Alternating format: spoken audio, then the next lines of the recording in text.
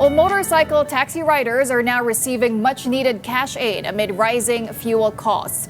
And now let's get updates from the ground from our mobile journalist Arles de los Santos, who is reporting live from Taguig. Arles, good morning. Kamusta na ang pamamahagi ng ayuda dyan?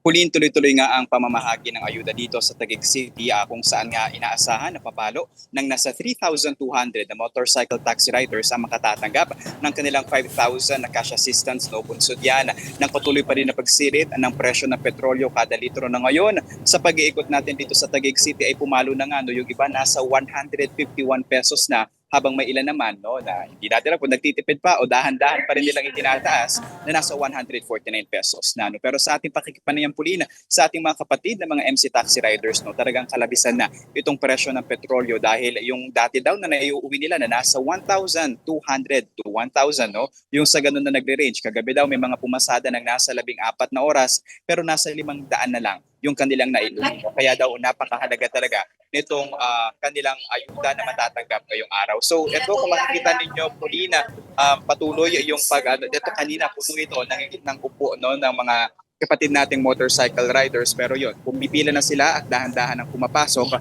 para nga makuha yung kanilang ayuda. Papakita natin Paulina ng mabilis lang kung paano nga ba yung setup dito sa Taguig City. So ito dito nakapila yung ating mga kapatid na taxi riders, motorcycle taxi riders. So kailangan lamang nilang pitpitin yung kanilang photocopy ng kanilang lisensya na mayroong 3 wet signature and then yung original na copy ng kanilang mga lisensya para nga masigurado na mababalidate sila. Pero dapat kasama na rin sila sa listahan na inilabas ng kanilang mga ride-hailing companies.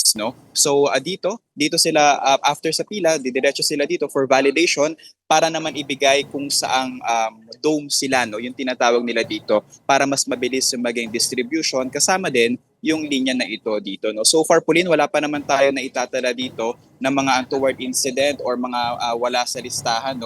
Yung iba kasi ngayon nagpapavalidate pa at kailangan talaga na ma-check yun dahil ang pangako naman ng LTFRB ay dapat lahat ng mga taxi riders motorcycle taxi riders ay mabibigyan ng ayuda.